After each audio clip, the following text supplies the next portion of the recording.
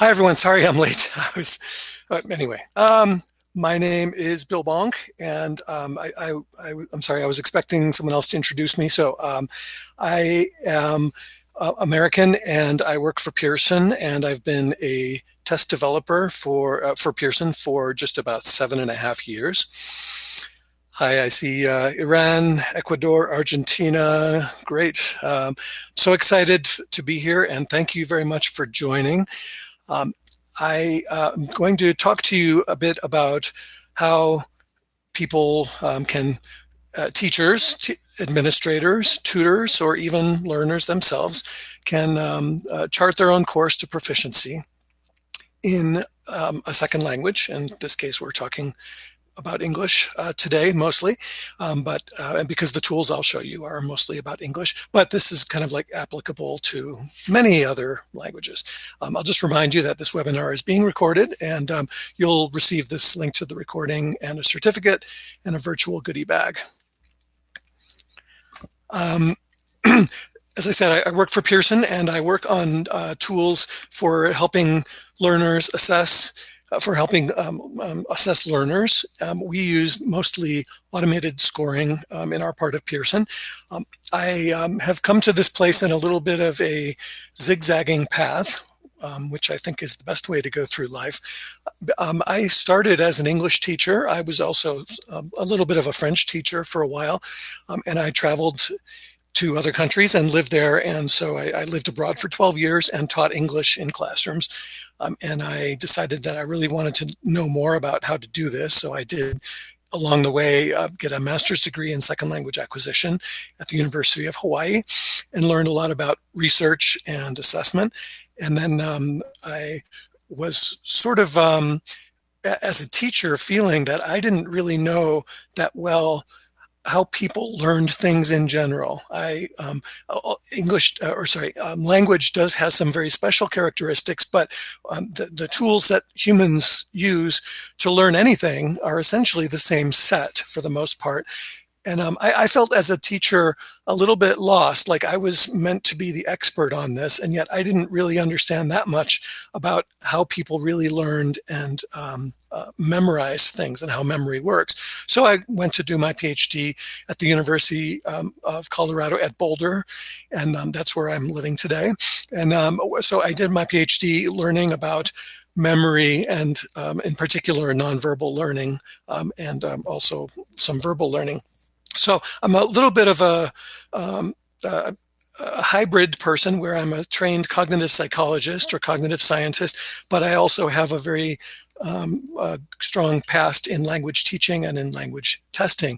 So people like Bob DeKaiser and Nick Ellis in second language acquisition were sort of my heroes because they were able to have feet in both psychology and second language acquisition. So that's the direction that my talk will take today. And I'll try to step in between these two worlds and relate some of the things that we know from psychology and also how those apply to second language acquisition. And let's see, I'm seeing chat messages. Can everyone see my slides? If you can see them, just say yes from Guayaquil. Am I not presenting? Presentation. Oh. Okay, you can see the slides. So I'm not going to be doing video. I think that's a little bit too much bandwidth for most people. So let me get started.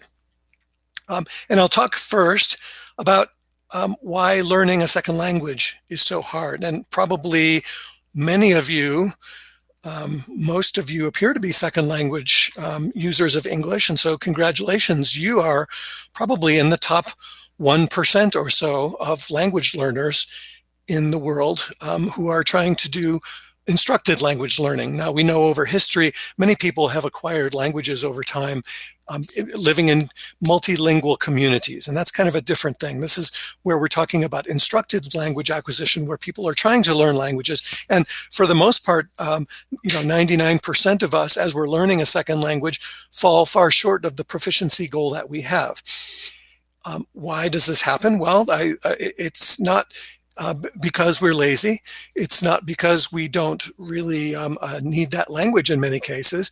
In some cases, people are living in a country where that language is spoken for many, many years, and they would love their proficiency to be higher.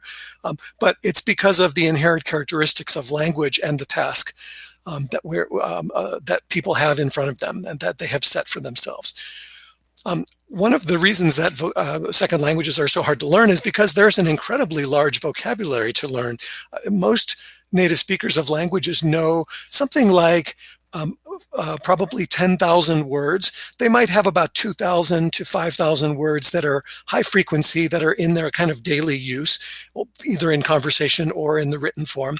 But then they can read a lot more. And 10,000 is a lot. If you're learning many other domains, you're not really learning so many little bits and pieces of information.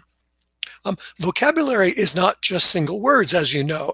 Especially in English, we have these phrasal verbs that are kind of Germanic origin, that are some of the original part of the language, because English originally came from that Germanic family of languages, and the French Latin influence was added much later.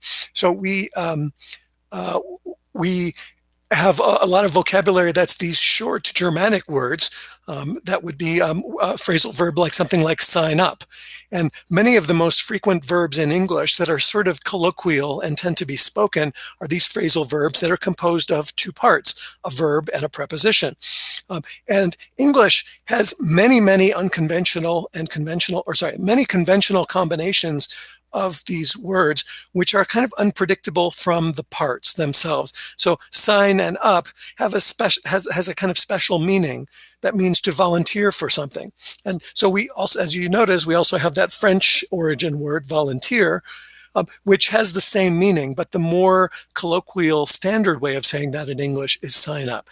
This is just one example of conventional combinations, and we have many, many thousands of them. In fact, if you think about all those 10,000 words, they combine in probably tens of thousands of ways. So these combinations are in particular really difficult to learn, and they take a lot of effort. The phonology is also one of the key parts here. So first language phonology is something that we learn at the beginning of when we are in the womb, when we're still in our mothers. And I'm sorry, someone's chatting me. And we begin to learn this at a very early age. We become sensitive to the sounds of our first language or to the languages that are spoken around us. And as over the course of those first 2 or so years, we become specialized in that phonology. Early on, when children are just born, they can actually hear kind of any sound that is that from any other language. But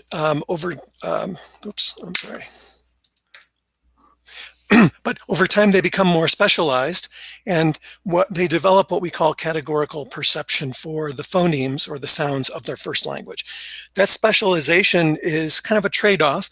It comes at both a price and a great advantage.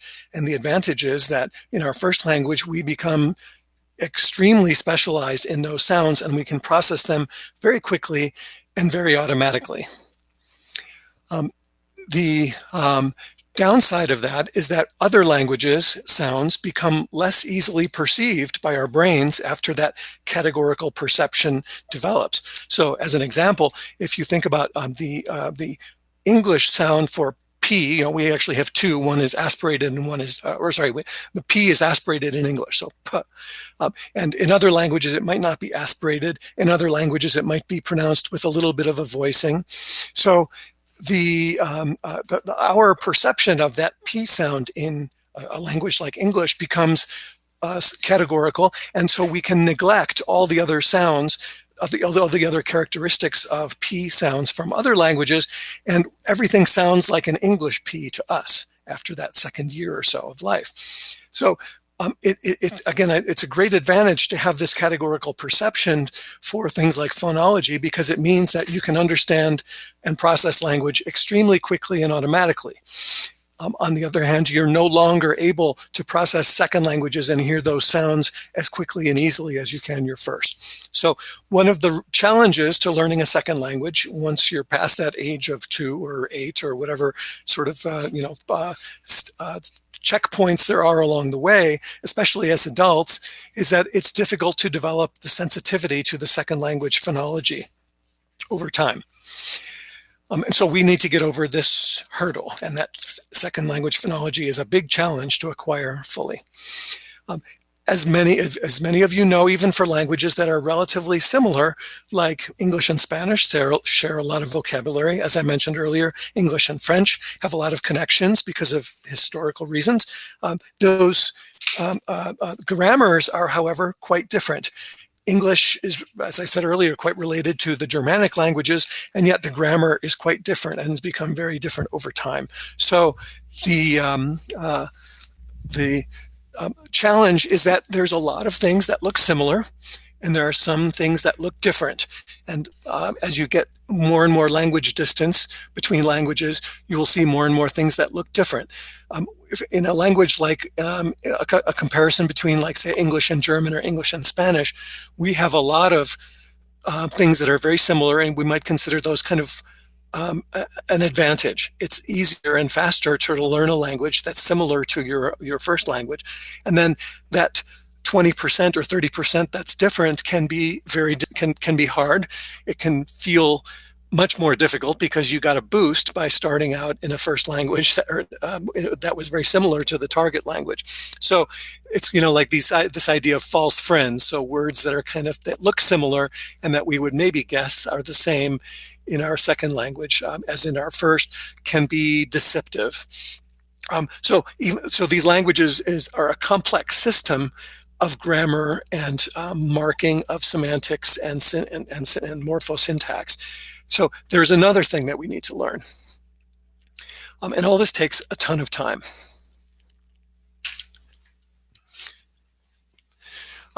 We take, let's see, people are saying that there's no image here. Let's see. Sorry about this. Is it possible that I started this session too early? Let's see.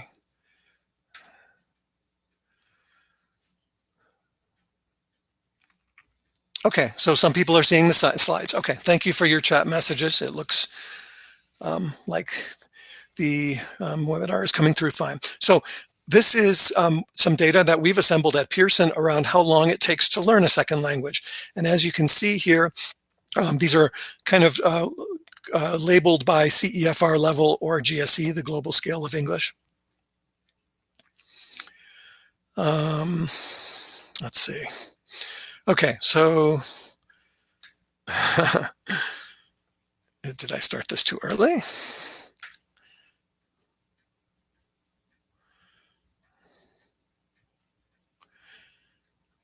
I'm really sorry about this. I was trying to be okay. So it looks like I started this too early. And I don't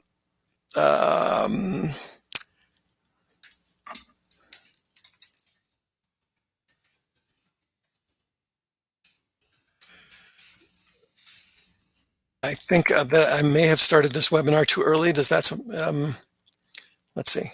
So you guys are telling me your time zone.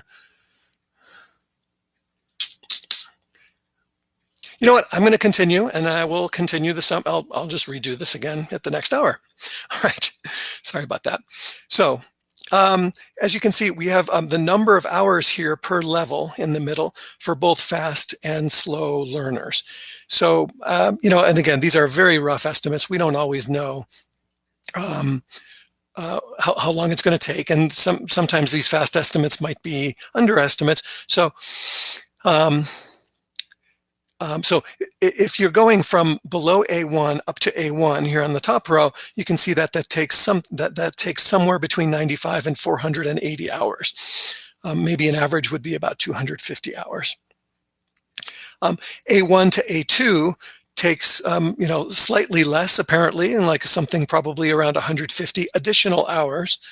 A2 to B1 then is going to take even more, somewhere between 190 and 616. So now we're talking about something close to 400 hours. And as you can see at the B1 and B2 levels, then we're talking about hours that are getting into the thousands here. So it takes a long time to get into these higher levels of language proficiency because of these aspects that I mentioned earlier. The so many bits and things to learn, so much trouble that you might have in breaking into the phonology system. So the point in showing this is to show that this is not a task that you can attack with just 5 hours of class per week and an occasional conversation. So 5 hours per week would only equate to something like 260 hours per year, which is nowhere near enough to jump these levels. So when I give this talk, sometimes I talk about how we already know what second language acquisition failure looks like because many of us have experienced it. And I want to encourage you that the task is achievable by many learners, but it is something that maybe takes a lot longer than people have been made to expect over time. 5 hours a week is certainly not going to be enough. We all know that, like, if you can go and live abroad and have friends and be constantly bathed in a first language, then you will have a much better chance of acquiring it. But many of us don't have that opportunity. So we need to boost that number of hours somehow. Some of the other reasons that people have failed to acquire second languages are that in the past, and even in the present in some cases, the syllabus was grammar-based. It was focused on accuracy. It was focused on learning to say things the right way. And it was kind of focused on sometimes stamping out errors or getting people to avoid errors. So if you don't make errors, the theory would go, if you don't make errors, then you're only learning the right stuff, and then you won't learn the wrong stuff, and you will learn to go from 0 to 100 kilometers per hour without stopping and without making any mistakes. And obviously, this is really not how second language acquisition works. So in the past, this has been done. I think nowadays in our communicative language testing or teaching environments, we have much more emphasis on communication. In the past, people also put a lot of emphasis on things that were quite easy to test. So things like grammar and vocabulary and accuracy, and less emphasis on things that were difficult to test, like communication skills, etc. Achievement testing is sort of the end of a chapter test or the end of some period of study, and you're checking how much people learned and did they get it right? How accurately are they? How accurately are they doing it? Achievement testing is okay because it sort of gives you a feeling of the mastery of the material, but we all know that people tend to get quite high scores on end of the chapter tests, and they get high scores when they overstudy things and learn them in preparation for the test. Many times that achievement testing doesn't really translate into proficiency gain because people are not able to transfer that knowledge or those skills into the new domain.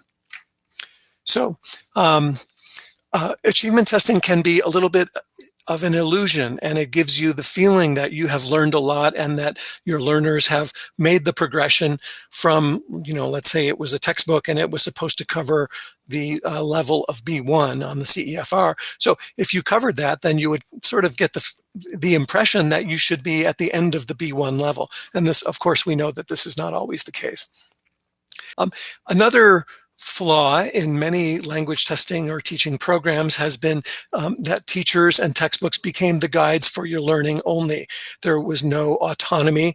There was no idea that you would chase your own goals or pursue your own proficiency path.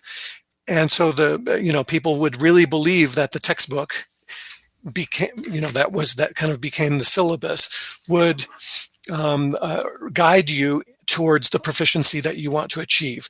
And people would trust in this. And unfortunately, it's not always true, because people don't learn in that kind of linear fashion many times.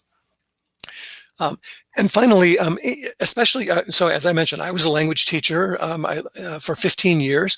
And in many cases, I would do some kind of lesson, and then we would put people in groups and ask them to do that kind of group activity. And although this is a lot better than what we used to have, it's a definite improvement. We don't always know that those group activities are actually focused enough, useful, that they really are resulting in the kind of proficiency gains that we would like to see. So these are just a little bit of limitations that we have, and I'd like to now I'm going to go back a little bit in time and talk about how we ended up with where we are and what we can do about it as teachers. And so I'm going to talk about this in 4 areas. So our goal is to build lifelong learners. Our goal is obviously not that those people in those 5 hours a week of class or whatever it is are going to learn whatever they need for the future in that small condensed amount of time. We need to create people who are taking increasing responsibility for their own learning, that are using that autonomy, and that are using it in smart ways. So I'm going to talk about this. First of all, I mentioned time on task, which is clearly a huge issue. This is the number of hours needed to master a second language. It's probably somewhere like in other domains where we've talked about like 10,000 hours being the necessary amount of time to become a sort of master of a particular learning domain. So time on task is a huge one, and we need to create correct expectations about how much time people will take to learn. The next is self-directed learning. As I mentioned, we want people to take control of their own learning and do it themselves and take responsibility. And we have to create not only that expectation in our classroom, in our own brains as teachers, but we also have to help people understand that as learners. Repetition is very important in second language learning, as well as in many other domains of learning. So I'll talk a little bit about how repetition can be used. And finally, I would like to focus on the high impact areas of the second language. We already talked about why grammar and accuracy might be a little bit too difficult or not good areas to focus on. And so I'll talk about some areas that are good ones to focus on. Let me go back in time a little bit. A long time ago, when people were in language classrooms, this is sort of what a second language classroom looks like or looked like. It's a black and white photo, and it's probably from about the 1930s in Australia, I think. And this is what it was like when I began learning French when I was in high school in Chicago in the United States. Now, it wasn't in black and white. I'm not that old, but we didn't really, we sat at desks. Those desks were fixed. We didn't have the opportunity to really talk to each other in French very much. We sat individually, and we kind of received the knowledge from the teacher at the front of the class. And the teacher was the main source of input along with the book. So that was it. And after a while, I remember in my second year of high school French, we began to have cassette recorders where there was the textbook, and then there was also some tapes that came with the textbook. Now suddenly we could hear some real native speaker French voices talking about things that were in the textbook. They were mainly like these sort of canned dialogues and that we would memorize, but at least it was better than just having the French teacher's voice only, because the French teacher did not actually speak French in my high school. So he knew some words and he knew how to say some things, but he wasn't really a French speaker. So now we suddenly have a new source of input. Later on, language labs became popular. And this is one of the older ones that has the kind of reel-to-reel tape. And you can see these guys have microphones. So in college, when I was learning French, we would go to the language lab for a few hours a week, and we would do exercises, kind of drilling. And often we would be talking into the microphone and repeating things or saying things. but really we were talking to no one. Most of the time, the teachers or other assistants never had the chance to listen to anything that we were saying. So we could talk to ourselves and hear it again, and we could practice sounds and practice things and do exercises. But it wasn't particularly effective. We know that this was not a huge a substitute for the kinds of interactions that we know would have been really effective, such as visiting a target language country. So, but at least it was a bit of a benefit here. It was an advantage. Around that same time is when the advent of VHS tapes came in. And suddenly, as the world became slightly more globalized, we could get tapes of movies from other countries, from a target language. We could listen to those movies, stop them. In some cases, we could even see subtitles. Later on, DVDs came, and those were even better than VHS tapes because you could jump to any spot. You could see multiple languages of subtitles. So we all know with the advantages of DVD. So suddenly we have the chance to get a lot more input than just what was there in the textbook or on the cassette tapes or in the teacher. And finally, we've ended in a place where we have access to a lot of new things. And I put this friend slide up because when I was in a restaurant in Argentina a couple of years ago, there was a waitress whose English I thought was very good, and I complimented her on it. She was speaking Spanish and French and English all in the restaurant with customers and doing a really great job. And I complimented her and I said, "How did you learn English?" And she said, "Oh, watching Friends." And I was kind of surprised. And she said, "Yeah, I really like it. And I like the characters. And so I would just spend a lot of my time watching it over and over again." So I'm not advocating for Friends as a main kind of source of English input, but it is for many people one example of the kind of thing that I'd like to talk about, where now in today's world with the internet, we have an infinite amount of second language content. We have subtitles and translations available. We have content from our first language also available. So we can watch something in our first language, understand it, and then watch the same thing again in our second language. And we've already, in that way, sort of got the conceptual understanding, and then we can kind of map those new words and phrases onto that, which is recent in our memory. And so it's one way that you can learn a second language. Of course, most of the content is free. It's available on devices like phones or tablets or computers. You can replay things, you can slow them down, you can stop them. So it's obviously an infinite amount of a huge amount of the content that we need.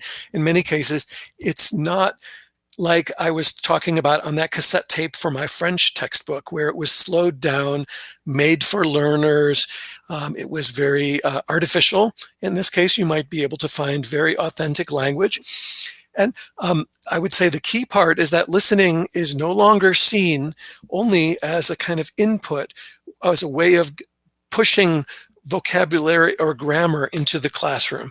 My French example was that the cassette tapes really just supported the textbook. They did not provide any additional input. They were just ways of getting people into the dialogues, into the vocabulary, into the grammar points. It was sort of an artificial way of pushing those aspects of the language into the classroom and into my environment. Now we see listening as an inherent form of a piece of communication. Listening has its own responsibilities, and we don't use listening in the real world for pushing content into people all the time. We use it for actually communicating. So it's no longer seen as a teaching method. So I would say we have come through a huge amount of evolution in listening of second language compared to where we were 50 years ago. And that has really benefited. I think globally, more and more people are able to get to higher levels of English proficiency to some extent because of the great amount of listening material that they have, which is available in real accents and at quite a real English or real other languages, and at a quite normal speed conversationally. Now, I wish we were there in speaking. If we were there in speaking, you would be able to go onto the internet and basically always be able to engage in some kind of conversation with someone or with maybe an artificial intelligence robot, which would never get tired, which would only provide you with the kind of feedback that you need at that moment, which would never get bored and never have to shut down, and which would have the infinite patience of someone that would be your conversation partner. I think we will get there one of these days relatively soon, but we're not there yet. So we don't have anything in speaking quite similar to what we have on the listening side. So we have more opportunities for that kind of contact, but we don't have as much in terms of the opportunities for feedback. And we have a lot of opportunities to listen to ourselves and make recordings. So what I'd like to do is talk about these 6 areas where we can chart students' course to proficiency with them, not for them. So these are self-access, planning and strategy, self-assessment, deliberate practice, deliberate meaning thoughtful practice or practice that you do consciously, seeking guidance on key areas, and formal assessment. I'll talk about these one at a time. I'm not going to be able to go into great depth on them, but I hope that these will give you a little bit of a flavor of the thing. So self-access. First of all, we've already talked about this. You are at this point now admitting that as a teacher, as a course leader, as a curriculum designer, as a textbook writer, as a director of a language school, you cannot possibly give them enough input and enough time for them to get proficient in a target language. You need to give up some of that control and admit that the way that people will get to that 10,000 hours is not in your classroom, and it's probably not doing homework. It's the kinds of things that they will do on their own, like this waitress who watched Friends over and over again and gained a lot of proficiency and access to the system through that self-access and self-control.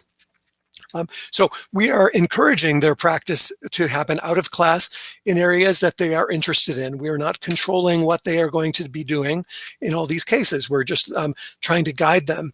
And in many cases, when we're learning a foreign language, we don't actually have a real need. We don't have a particular goal in mind necessarily. We don't have a study abroad opportunity to work towards. So people can even just pretend that they have a goal. They can imagine that they're going to live in Ecuador starting in September. And so they're working towards the time that they can get to Ecuador and know what they're doing. So they're planning it out. What will happen when I get off the airplane? What will happen when I start walking through the streets of Quito? How do I get food? How do I find an apartment? You can imagine all of these needs, even if they're not real. And that's one kind of like aspect of the planning. There's one tool that I would like to show you, which is around the development of vocabulary or grammar that people can use on their own. And this is a tool that we have called the Teacher Toolkit. And I'm sorry, I'm going to have to navigate there because I was unprepared for the beginning of this. And so I'm just getting onto that web page now, and then I'm going to switch over there and screen sharing.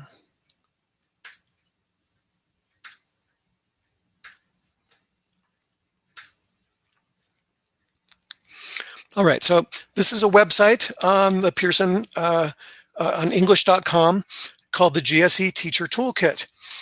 And I think this is a really fantastic tool that's been developed. It's free for learners and teachers. We call it the Teacher Toolkit because I think the idea was that teachers would probably be mainly accessing this, but I think learners, especially at slightly higher levels, can begin to access this too if they're very self-directed. And it's the result of a lot of corpus linguistics and other language analysis that has allowed us to put all of this stuff up on the web for free and make it easy to navigate. So in this case, we're going to choose adult learners. And I'm going to imagine that we're looking for learners who are between about 43 or 51 on the global scale of English, which is the B1. And I'm going to choose something, I'm going to choose language skills of speaking. So these are filters. All right, and so what I've looked at here now, this is the one tab called Learning Objectives, and so this will show us learning objectives or things that are kind of like language skills that are in this same range as I showed, related to speakers, to speaking, and related to adult learners. And so you can see that each one of these has a particular label, so can paraphrase a simple factual statement related to a familiar topic. It has some job profile information. And it will also, as you drill down into this, you'll be able to find more specific information. So I'm going to switch over from learning objectives to vocabulary. All right, and in this case, I'm going to stay with the B1 learners. So I'm looking at 43 to 51, and I'm going to continue with adult learners. And now I'm going to choose the topic cultures, customs, religion, and traditions. And I'm interested in customs and traditions and folklore and the supernatural. So imagine as a learner, if one of the ways that I can access vocabulary that's related to topics that I'm interested in is by going to a place like this and then just exploring it. With paper dictionaries, this is quite difficult to do. But with an online tool like this, I've been able to find words. So here's vocabulary. So culture, custom, polite, survive. We've found many, many words that are all related to these topics, and you can drill down into them and show definitions. You can hear pronunciations. You can find examples of these words, and you can find collocations or word combinations that they appear in. So if somebody is interested in cooking, for example, they can, and cooking may not be a part of your textbook or much a part of your class. Other people are not interested in cooking.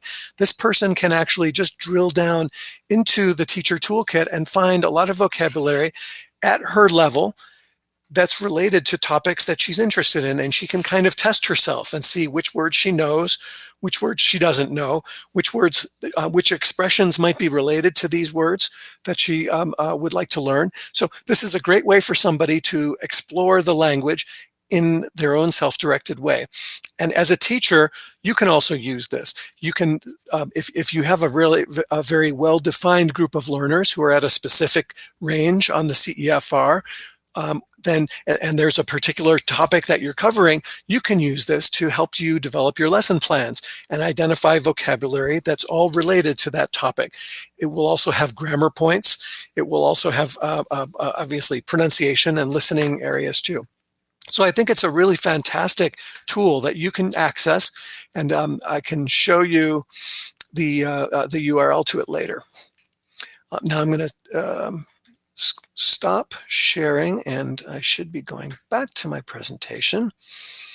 All right, and oops, so I created slides of these, and I'm going to skip those because that's what we just looked at. All right, so the first aspect was related to using to giving up control and self-accessing things. The second one is about planning and strategy. And again, this is, it doesn't have to be super systematic, but you have to encourage your learners to think about what it is that they're trying to learn. They can't just randomly look at things on the internet every day for 4 hours, or they will just not really be focused. They may not learn anything in particular, and it's not planned out enough. It's not strategic enough. So it has to be conscious. It has to be self-directed, and it has to be documented. So conscious means that they know what they're trying to learn, and they might be focusing on particular skills or particular semantic fields, as I mentioned.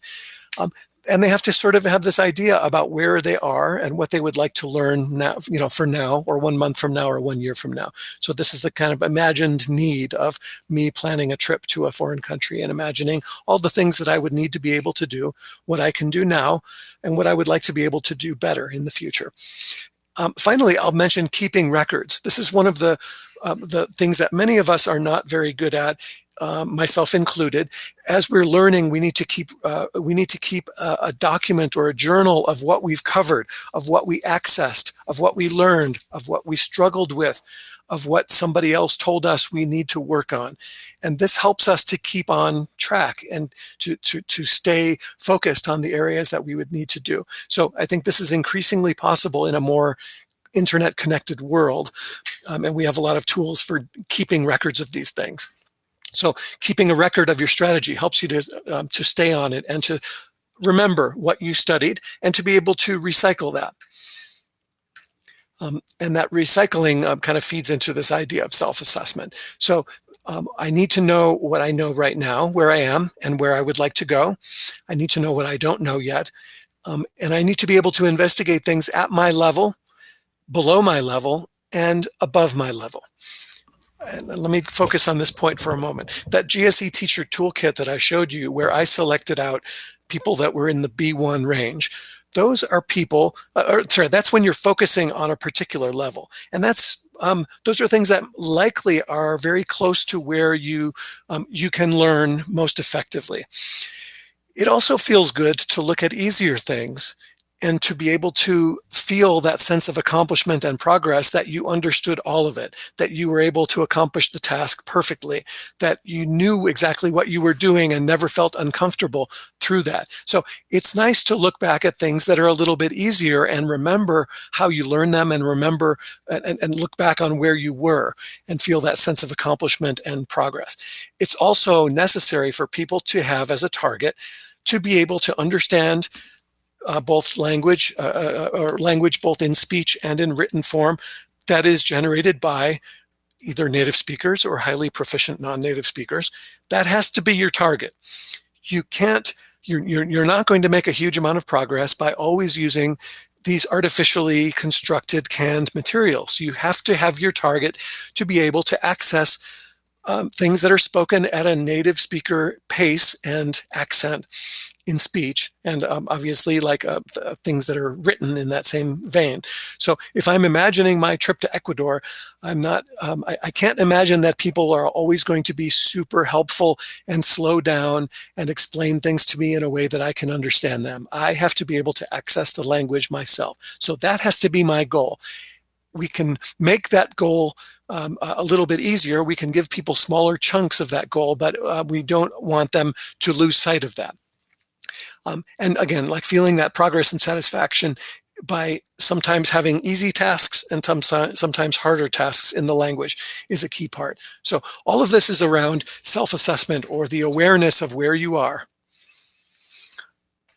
The next piece that I'm mentioning is about deliberate practice, and I've already kind of talked about this a tiny bit. You have to know what you're trying to do at any moment, and you can't focus on everything, or you will end up focusing on nothing.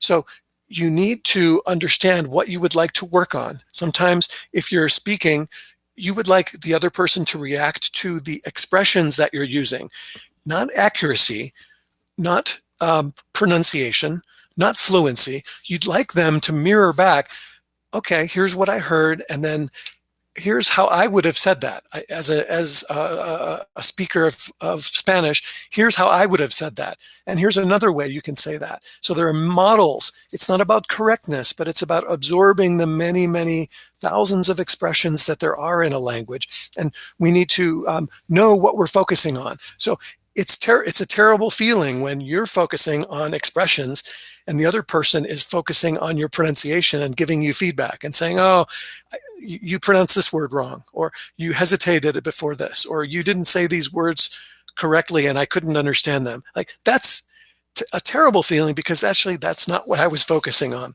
Now, if we have a really good friend, a girlfriend, a boyfriend, some other kind of partner who can help us with that infinite patience, that's obviously like really a great advantage.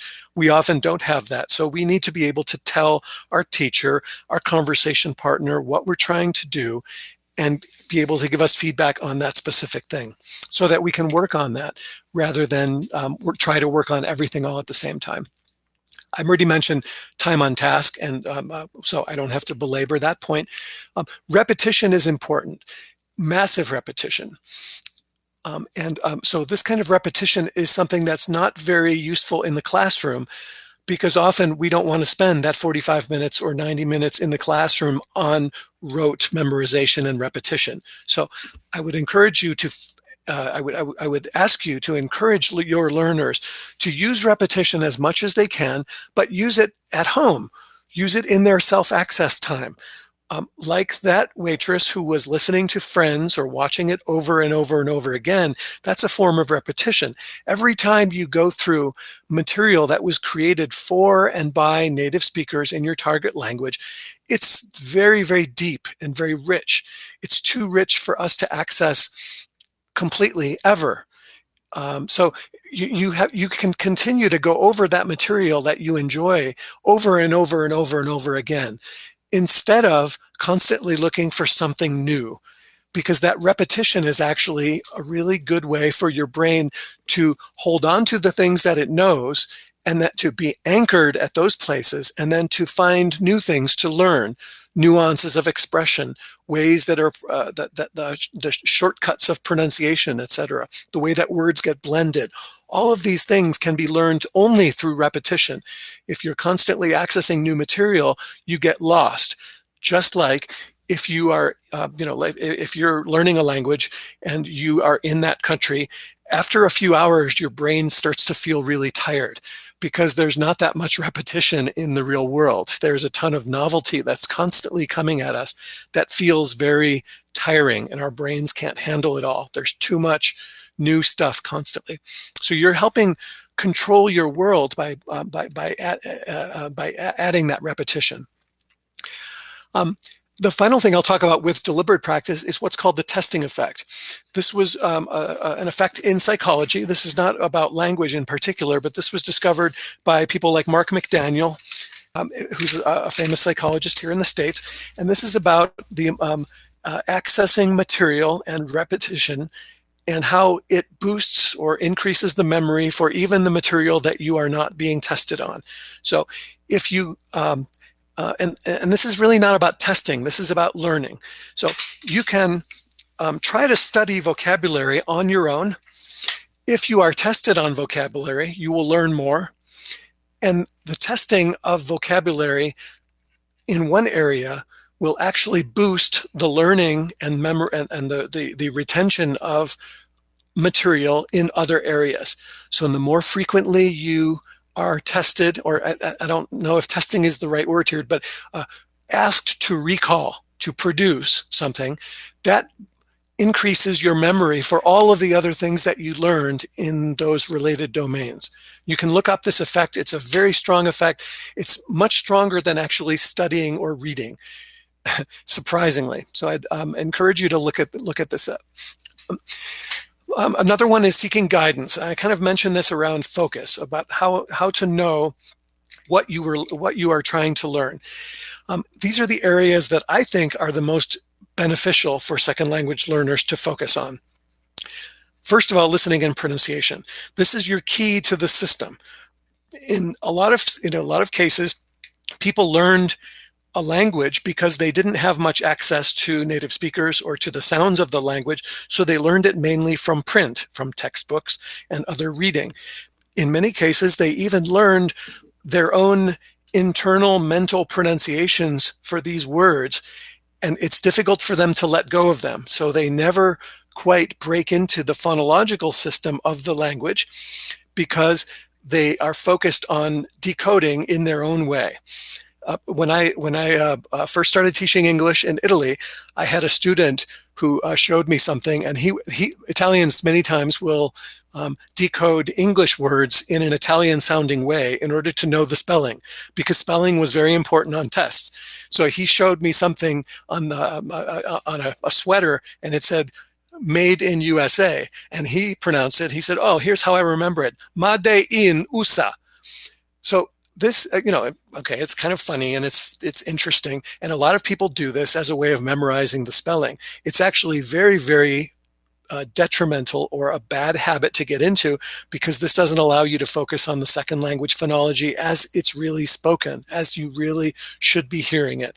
And people in many cases cannot listen to fluent conversation in that second language because they've never had that as their target. It's always been textbook English, easy English, English that's more accessible. So focus on listening and pronunciation, get into the system, and if you have better pronunciation, people that are speaking to you in that language will get the impression that your proficiency is higher than it really is.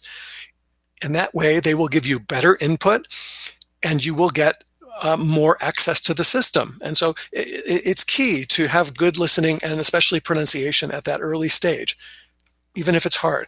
Adequate vocabulary, I've mentioned, we need to get up to something at least 2,000 words and then many more thousands of word combinations to get to the place where it's close to 10,000. And strategic competence, which is about knowing how to do things in the language and knowing how to learn yourself, knowing how to figure it out for yourself rather than waiting for somebody else to guide you.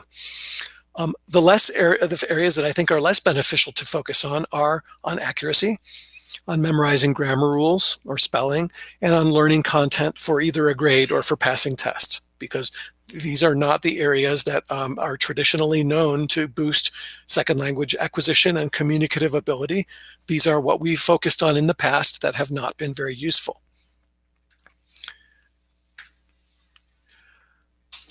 And finally, I don't think I would have time to talk about this, but I was going to show you an example of some formal assessment. I think, as I mentioned earlier, achievement testing or end of chapter testing can only get you so far. And it will give you a false impression of your increases in proficiency. You as a learner need to understand your true proficiency level by getting a standardized assessment and understanding then what effect those learning practices that you've put into place for your self-access or your classroom learning are having on your proficiency over time.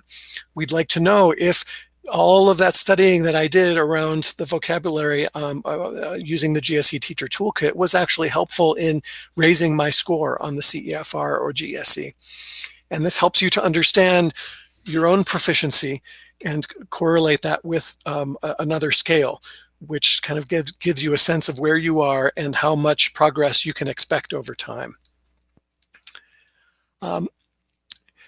So we have some tests in Pearson that are tests that you can give to your students or that you as students can take at home on a mobile device that test listening, speaking, reading, and writing. We do these all automatically scored so that you can get feedback right away on your proficiency level. And we have some ways of testing all 4 of the skills. Score reports look like this. So they've got your name and all of the skills and where that is on the CEFR and in some cases other skills as well. A lot of detail about tips to improve. And also we have a remote monitoring or remote proctoring capability now so that when people take the test, you can verify that it was them and that they were not cheating in obvious ways.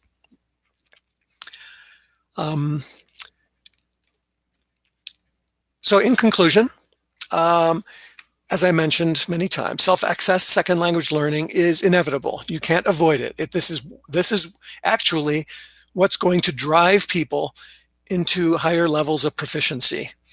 So we have to accept it. We have to accept the fact that it's useful and that it's very effective. We can show our learners tools like the GSE Teacher Toolkit and things on YouTube and the web. Obviously, you're already doing this, and make sure that they understand how to use them in deliberate and effective ways. The future really is opening up for all of this automated practice. It's only at the beginning, but I think very soon things will really begin to accelerate more in terms of speaking. And you as teachers, that doesn't mean that your job goes away. Your leadership in learning is absolutely necessary to help guide learners to higher levels of proficiency by helping them to know how to do it themselves, by maybe giving them feedback on practices that they are engaging in which are not particularly useful, like trying to learn words by writing a single word 300 times in a notebook. I've seen people do that. I don't think it's a good way to spend your time as a learner in engaging in that kind of practice. So as teachers, we need to be guiding our learners and giving them responsibility and knowledge about how to assess themselves well in that charting, in that charting of their own path towards proficiency. So I'm sorry, I started 1 hour early. I'm going to restart the webinar in about 1 minute, and I will go back through these same slides. So I'm sorry I started early. I got confused about the time zones. So if you joined and you're kind of confused about why this has already started, I will be beginning again. Thanks, everyone.